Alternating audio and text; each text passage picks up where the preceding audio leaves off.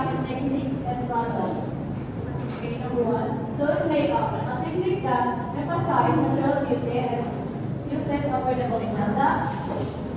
And next is great beauty and inspiration. Korean trends such as plastic and daily makeup have been embraced by Filipino women. Filipino women makeup brands. Local brands have worked to create high quality makeup products that cater to Filipino skin tones and preferences.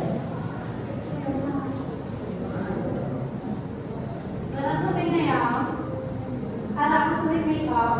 So makeup brands are gaining popularity, showcasing unique ingredients and traditional techniques.